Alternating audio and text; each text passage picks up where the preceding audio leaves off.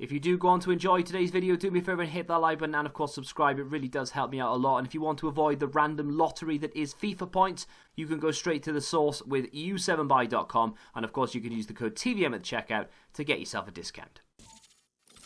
What is going on, guys? TVM here. Welcome back to another video. Today we're going to take a look at Totw Henderson's inform. Why? Because I want to. I know this isn't necessarily a card that well, anyone other than a Liverpool fan, maybe someone building a first owner Premier League team, maybe you've packed him from something, no one's really going to go out and buy this card to put into their teams. I'm aware of that, but I'm going to start reviewing players sort of between the nothing and 50k mark. I think those type of players are...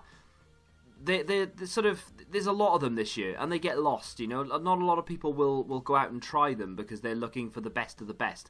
I'm not looking for the best of the best. I don't play Weekend League, and I'm just looking to use players who are a little bit underrated, you can still have some fun with, and that you can generally just play a few games with, have whatever enjoyment you can squeeze out of this game, and then just sort of move on to the next. And Totw Henderson could very well be that type of player. Also, I am a Liverpool fan, so I'm gonna try not to be biased towards him, but you know, it is what it is. 3-star, 3-star's a bad start. You know, 4-star weak foot would have been great. Do I think he deserves one? Maybe not. I don't know. I think it would be good that if every inform that came out, outfield-wise anyway, that aren't centre-backs have 4-star, 4-star, just for fun purposes, really. High work rates is very good, although, full disclosure, as we move into the in-games, I will be using him as a CDM. I did toy with the idea of using him as a CM, but I had a look at the chem styles and I was like, you know what, he's going to get forward if I put him down as a central midfield player. He's going to get into the penalty area. He has 68 finishing. So I don't want to have Totw Henderson in front of goal that often. It's just not worth it. I'd rather have other people there. So that's the play. Not very quick, not very good in front of goal. Pretty decent passer of the ball, 87 short passing, 86 vision, good reactions for an 85 rated card, 83 ball control is good enough. The agility and the balance is poor, but for a CDM, maybe not as poor. The composure is, again, not great. The defensive stats they're okay. Slide tackle, I can't remember the last time I used that as a CDM, if I'm being perfectly honest. Heading is irrelevant in this game. 83 stand, tackle, and 82 defensive awareness with 83 interceptions is decent. We will boost that as well, so we're going to get a nice, big, significant jump. And, of course, his stamina, especially for someone on high, 91. Now, he is going to be dropped between the centre-backs, so he's not going to be bombing forward unless his natural positioning tells him to do it.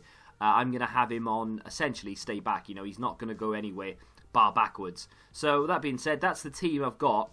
Kante and Tonali, will be centre mids. So, not that Kante is much better in front of goal. In fact, Kante is worse in front of goal.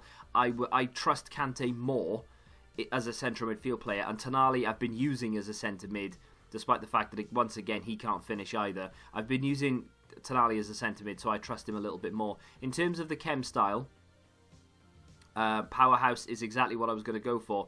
Reason being, I had a look at them, and as a centre mid, I was thinking more engine. But as a CDM, pure CDM, who's going to be dropped between the defenders and such, I think a powerhouse is about right. You know, we're going to take that stand tackle up to 98, we're going to take the slide tackle up to 88, and we're going to take the defensive awareness up to 92. And of course, the interceptions go up to 88 as well, with a nice passing jump. You know, 96 vision, 99 short passing, and 97 long passing. We don't need to improve the pace because he's not going anywhere. We don't need to improve the finishing because he's never going to get in front of goal. There's no point improving the strength because we've got... it should be enough. He's got a little bit of height to him as well. He's 6 foot. So, yeah, theoretically at least, this should be a decent card. I wouldn't say it's going to be game-breaking. I don't even think it's going to break into Class 2. I think it's going to be firmly stuck in Class 3. But, with that being said, let's find out. Into the next game we go. Very strong team. Not an awful lot of special cards dotted about the place, but... still, a very strong side. Right, Totw Henderson on the ball right now. Left stick dribble, as you'd imagine, not the best. And the reason for that, of course, is because A, his dribbling stat isn't very high, and his agility isn't great either. So I'm fully expecting I've used the Team of the Year nominee, right? So I know pretty much what to expect from it. It's not going to be a great experience necessarily. He does put in some last-ditch efforts, and he does save you. He's got to be offside there. Oh, he nearly scored. Unlucky Trossard. Trossard's a great card, by the way, if you are thinking of getting that done. But no, he does put in some last-ditch efforts for me, some challenges, and stops play progressing quite a lot. But he's not going to be like a Kante or anything. He's not going to be bombing up and down and in everyone's face. And I feel like that left stick dribble isn't going to be too much of a problem. There he is again, just putting some pressure on. He's coming back and makes a challenge, and there we go. We get the ball away, and that's the type of player you can expect. He's not that now one to like bomb. He is actually going forward. I didn't tell him to do that. Well, that's interesting. That's a terrible pass from Politano. That's interesting because he's on, drop between the defenders. Politano makes up for his earlier error, then gives the ball away again. Jordan Henderson's a little bit too far forward for me. He's on, drop between the defenders, and he felt the need there, and as he makes a great interception and then gets fouled. Surely, referee is on a mad one right now. That was a foul. He's down. He's injured. He's literally Mo Salah. I don't understand why the referee didn't give us a foul there, but he went forward naturally then, despite the fact that he's on drop between the defenders. I'm not quite sure what that is all about. We'll have to see if that is a reoccurring theme. Again, Jordan Henderson just tracking back, and he's on the jockey. I moved him out of position. Can he come back and recover? Yes, he can. He can't get the ball because FIFA 20, and the ball goes wide. Well, he got in, made the challenge, got the block off, and then forced Dembele to snap at the shot. Wasn't a bad effort, to be fair. I kind of thought it was in. But we are under sustained pressure here, which kind of is good for the review because it kind of gives me an idea of how good he is. At the moment, I've not really had any complaints with him. His agility could be higher, I won't lie to you. It is a little bit, like I'm used to using Kante. I've got like 500 or so games with Kante. And yes, we have Kante in the team, but not as a CDM. So I'm used to having that jockey. Kante's agility is insanely good on the jockey. But Jordan Henderson does feel a bit stiff. Little drag back here with Vardy maybe. Not quite. I'm actually going to switch the chem style, and I don't think I've ever done this in the middle of a review, and showed you at least. I'm going to put a shadow on him. It's an expensive chem style to use, but I find that with the chem style that he has and the stats that he has, I'm not bothered about that passing range because he's not using it. Having 87 short passing and 86 vision should be fine. What I really wanted to do was boost the defensive stats, get a little bit on agility, and have a pace boost. Can't do that. So what I'm going to do instead is, I remember months and months and months ago, at the very beginning of FIFA, someone was testing out literally just using shadows and hunters back when they were 5k. And everyone in the back line, so left back, right back, both centre backs, and the CDM on shadows, everybody else on hunters. And he is a pro player.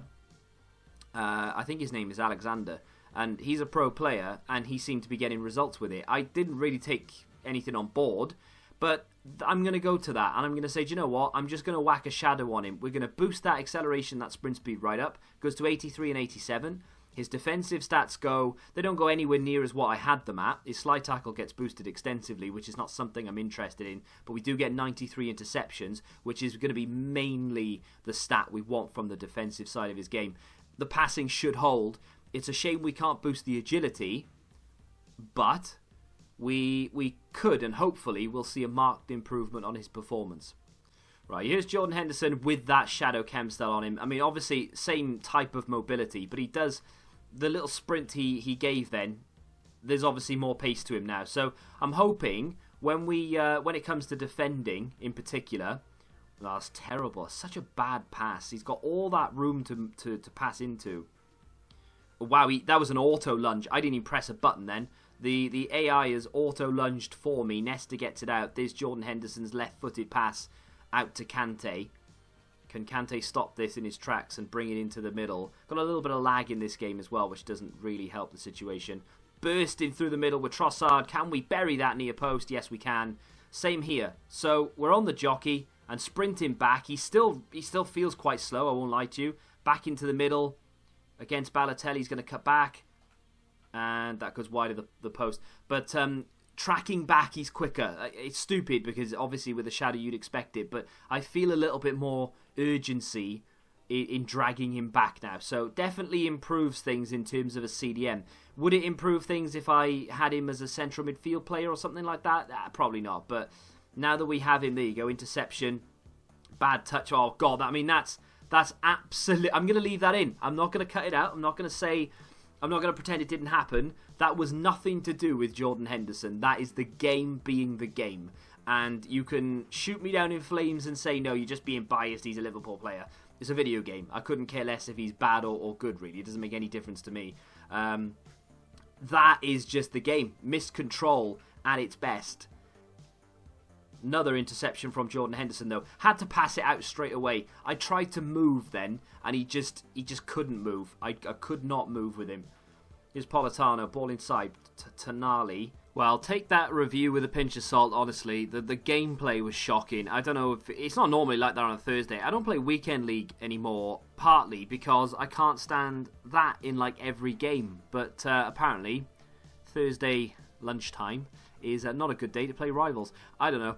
With that being said, though, what did I think of the card? He's alright. He's nothing special. He's firmly within Class 3, so it's not a card I'd rush out to buy unless you're a Liverpool fan or... a Jordan Henderson fan specifically, or you want him for any particular reason, you know, like a first owner objective or an objective in general, or you just have a mediocre team that you like playing with because you are the underdog. I don't know, I kind of get that, to be fair, but I don't know, whatever reason you have for getting him, I wouldn't expect him to change your fortunes. He's not that CDM that's going to go in there and be the be-all and end-all.